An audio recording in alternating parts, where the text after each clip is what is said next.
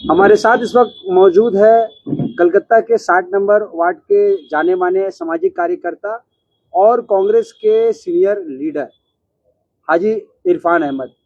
इरफान साहब, आज आपका एक पोस्ट वायरल हो रहा है जिसमें इस तरह की बातें हो रही है कि आप जो है कांग्रेस पार्टी छोड़कर बीजेपी में शामिल हैं। बंगाल में आज पहली बार बीजेपी का सरकार बना है और शुभेंदु अधिकारी ने सीएम का शपथ ले लिया।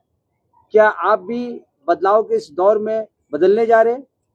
देखिए, सबसे पहले तो मुबारकबाद पेश करना चाहेंगे जो हमारे नए सीएम हुए हैं पश्चिम बंगाल के श्री शुभेंदु अधिकारी साहब को, और बाकी जितने भी मंत्री लोग हैं जिन्होंने आज शपथ लिया है उन लोगों को भी हम लोगों की तरफ से बहुत बहुत मुबारकबाद। जहां तक कयास लगाया जा रहा है, ये कयास नहीं है। हम वाकई बहुत जल्द कांग्रेस को छोड़ के हम बीजेपी में जाएंगे। हम सिर्फ ग्रीन सिग्नल का इंतजार कर रहे हैं। अभी थोड़ा सा सरकार जैसे आज ही शपथ लिया है, थोड़ा सा वक्त जाए तो इंशाल्लाह हम जरूर ज्वाइन करेंगे। बीजेपी में जाने का खास वजह क्या? उनकी सरकार बन गई है इसलिए जा रहे हैं? नहीं, या फिर टीएमसी का सरकार गिर गया इसलिए जा रहे हैं? नहीं, अगर सरकार की जहां तक बात होती तो उस जमाने में जब टीएमसी की सरकार थी तो हमको कांग्रेस नहीं करना चाहिए था, फिर हमको टीएमसी ही करना चाहिए था। जी, तो सरकार वाली बात नहीं है। देखिए, मेरे मन में बहुत दिन से ये कांग्रेस का, जब अभी जो विधानसभा का इलेक्शन हो रहा था उससे पहले से मेरे मन में एक ये है कि मुसलमानों को ही सिर्फ क्यों डराया धमकाया जाता है कि बीजेपी आ जाएगी तो अब ये हो जाएगा, वो हो जाएगा, मुसलमान बदहाल हो जाएंगे, मुसलमान के घरों में ये होगा वो होगा। क्यों? आखिर हर बार मुसलमान ही को क्यों डराया जाता है? अभी हम आपको एक छोटा सा एग्जांपल दे रहे हैं। 1978 में कांग्रेस की सरकार गई, 1977 में, 78 में सीपीएम की सरकार आई। आप हमको बताइए, आप लोगों के पास आंकड़ा होगा कि 78 में सीपीएम आने के बाद 2010 तक कितने मुसलमान मरे? मारने वाला भी मुसलमान था उस जमाने में, मरने वाला भी मुसलमान था उस जमाने में।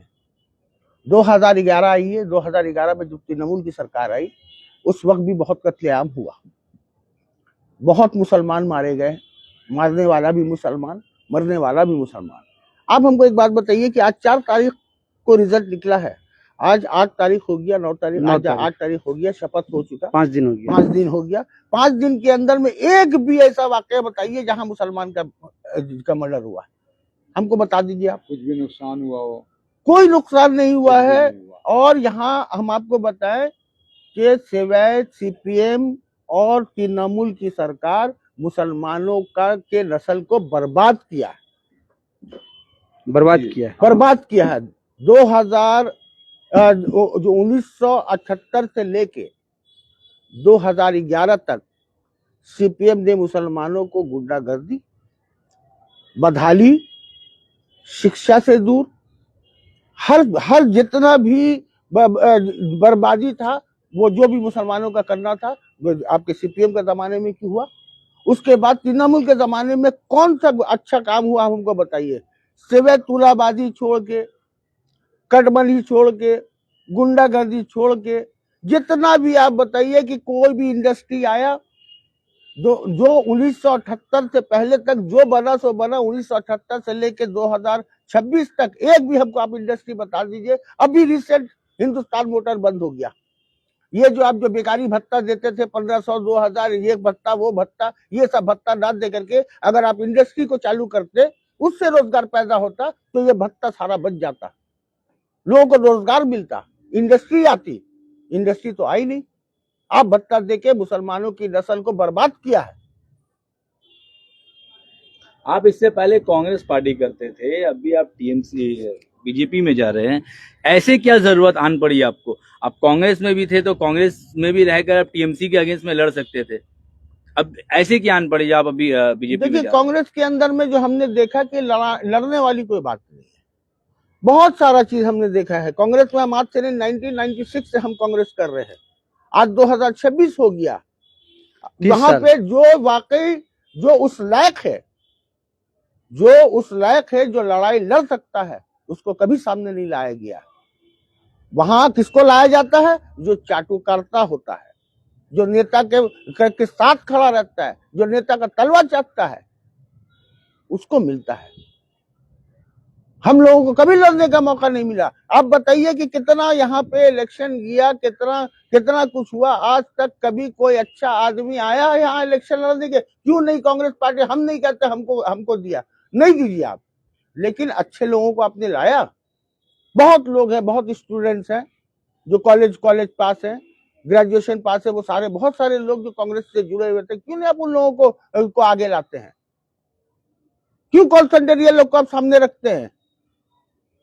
कितने कॉल सेंटर हमको बताइए, जो तृणमूल में भी है, कांग्रेस में भी है। जब आप इस तरीके के लोगों को सामने रखिएगा तो अच्छे लोग कौन सा आपके साथ आएंगे? किसको नहीं मालूम है कि कौन इंसान क्या करता है? हर इंसान को पता है। तो आपको चुनना होगा अच्छे लोगों को। पॉलिटिक्स अब वो पॉलिटिक्स नहीं रहा। आपको अच्छे लोगों को चुनना होगा, अच्छे लोगों को सामने लाना होगा और उनको सपोर्ट करना होगा। हाजी इरफान का लड़ाई टीएमसी के अगेंस्ट में है या टीएमसी के लीडर्स के अगेंस्ट में? टीएमसी के सिस्टम, टीएमसी के काउंसिलर्स, टीएमसी के तुलाबाज, टीएमसी के हरामखोर, इन लोगों से है। टीएमसी के सारे रूल से हम लोग को है नफरत। आप हमको ये बताइए कि जितने भी टीएमसी के लोग हैं, आज काउंसलर का आप कहानी जानते हैं? कौन सा? हर वार्ड का काउंसलर की कहानी कितना स्क्वायर फुट चलता है मालूम है ना आप लोग को? हर काउंसलर तृणमूल का सब कटमनी, सब स्क्वायर फुट के हिसाब से रेट लेता है। कितना? आज अब बताइए, एक आदमी फ्लैट खरीदने जाता है, कॉन्ट्रैक्टर का कॉस्टिंग, जो भी उसका कॉन्ट्रैक्टर होता है, उसका कॉस्टिंग 1200 से 1500 रुपया, ठीक है? उसमें 300 रुपया, आप 350 रुपया जोड़ लीजिए काउंसलर का, आपका 1600 हो गया। लोकल का 300 जोड़ लीजिए, वो भी तृणमूल का, आम आदमी की बात नहीं कर रहे हैं, वो भी टीएमसी। अब जब काउंसलर से बात करते हैं तो हाँ मेरा तो हो गया, आप बाकी उन लोग से बात कीजिए। उन लोग से बात करते हैं तो क्लब में आइए, फिर क्लब वालों को अलग दीजिए। थाना तो कांग्रेस में भी रह के लड़ सकते थे ना? कांग्रेस में रह के कहाँ लड़ाई कर सकते हैं? मतलब आपका कहने का मतलब अल्टीमेट जिस तरीके का विचारधारा टीएमसी रखती है वही विचारधारा कांग्रेस का भी है। अब देखिए, कांग्रेस का टीएमसी का विचारधारा तो एक ही होना है, क्योंकि एक ही पार्टी है दोनों, आपको भी पता है। कांग्रेस से ही टीएमसी बना, मिजाज वही है, मिजाज तो कुछ बदला नहीं है। ये अलग बात है कि कांग्रेस सरकार में नहीं है, टीएमसी सरकार में है, तो उसका सारा मामला उजागर है, लेकिन अल्टीमेट एक ही सिक्का का दो पहलू है। अब उसको अलग से नहीं देख सकते। आज पूरे हिंदुस्तान में राहुल गांधी लड़ रहा, अब बंगाल में कौन लड़ रहा? हमको दिखाइए तो कोई भी एक नेता का नाम दिखाइए। अभी हमको मालूम है कि मेरे बाद हो सकता है कि कांग्रेस का कोई नेता जरूर इसका जवाब देगा, लेकिन उस नेता से पूछिएगा अपने दिल में हाथ दे करके कि हमने जो कहा गलत कहा या सही कहा। लड़ाई सिर्फ मौलाली में खड़े होकर के आंदोलन करने से और मोदी जी का पुतला जलाने से और ममता का पुतला जलाने से ये लड़ाई नहीं होता है। आपका लड़ने का ऑफिशियल तरीके से भी बहुत सारा लड़ाई है। कौन सा लड़ाई लड़ते हैं आप बताइए, कौन सा लड़ाई लड़ते हैं? आपको बूथ स्तर पे आपका कौन सा ऐसा संगठन है, हमको बताइए। कोई संगठन है नहीं। आप 294 सीट पे आप इलेक्शन लड़ा, कितने कांग्रेस का लीडर का जमानत जब्त हुआ? नहीं लड़ना था? मेरे अंदर में 100 का सलाहियत था, हम 100 लड़ते। हमको क्या दरकार था 294 सीट में लड़ने का? आप बालीगंज असेंबली में हैं, 60 नंबर वार्ड जो है बालीगंज असेंबली में पड़ता है। बालीगंज असेंबली में रोहन मित्रा को कांग्रेस के उम्मीदवार बनाया गया था, सोमेनदेव चट्टोपाध्याय को टीएमसी का उम्मीदवार बनाया गया था। तो ये जो फैसला था टीएमसी का और कांग्रेस का, आपके नजर में कितना सही था? देखिए, जहां तक रोहन का सवाल है, वो मेरे गुरु सोमेन मित्रा जी का बेटा है, और जिस स्कूल में हम थे उसी स्कूल का वो भी स्टूडेंट है, मेरा जूनियर था। वो बहुत ही डायनामिक लड़का, बहुत ही डायनेमिक लड़का, उसके अंदर में काम करने का जज्बा है। हम पर्सनली उस लड़के को जानते हैं। वो अगर उसको मौका मिलता, यकीन जानिए बहुत काम करता। लेकिन यहाँ तो हवा का मामला है। लेकिन आपके पार्टी के ही लोगों ने तो उनकी ये आपको मुखालफत की थी शुरू में। देखिए, वो जो मुखालिफ जो किए थे, जाहिद भाई का मामला है। अब वो इन लोगों का टिकट विकेट का क्या मामला था, नहीं मामला था, वो एक अलग मामला। कोई मतलब पर्सनल छोड़ के कोई दूसरा मामला नहीं था, उनका पर्सनल वो मामला था। वो टिकट वो चाहते थे, जाहिद साहब टिकट चाहते थे, टिकट मिल गया रोहन को, तो खैर वो एक दूसरा मैटर है। और इस तरह का देखिए अंदरूनी फाइट होता है, जो भी हुआ, लेकिन बीच रास्ते में नहीं होना चाहिए था, इसका हम निंदा करते हैं। ये नहीं होना चाहिए था। क्या 6 महीने के बाद इलेक्शन है, क्या हम लोग ये मान के चले कि हाजी इरफान अहमद अब बीजेपी में जा रहे हैं, तो बीजेपी से 60 नंबर वार्ड का वो इलेक्शन लड़ेंगे? देखिए, इसका कोई श्योरिटी नहीं है। टिकट का लालच में आप जा रहे हैं क्या? और हम इस सोच में भी नहीं जा रहे, हम इस सोच में भी नहीं जा रहे। बीजेपी हमें टिकट दे ना दे, मामूली वर्कर के हैसियत से काम करने का अगर मौका मिला, हम जरूर काम करेंगे। हमको इससे कोई मतलब नहीं है कि बीजेपी हमें टिकट देती है या ना देती है। मेरा इंटेंशन टिकट का है ही नहीं है। मेरा इंटेंशन है कि आज मुसलमानों को जिस तरीके से डराया गया, धमकाया गया, कांग्रेस की तरफ से, तृणमूल की तरफ से, सीपीएम की तरफ से, वो झिझक को खत्म करना है, आगे आना है। हम लोग थोड़ा कैरेक्टर करना चाहते हैं। हम जब तक सरकार के साथ नहीं जुड़ेंगे, तब तक मेरी बात वहां तक कैसे पहुंचेगी? हम अपने कौम का मसला कहाँ कैसे पहुंचाएंगे? आज मेरे वार्ड के अंदर में 10 लोग हैं या 100 लोग हैं, जो भी जितने भी हैं, उनका जो मसला अगर होता है, तो ये मसला आप वहां तक कैसे पहुंचाइएगा? किसके माध्यम से पहुंचाइएगा?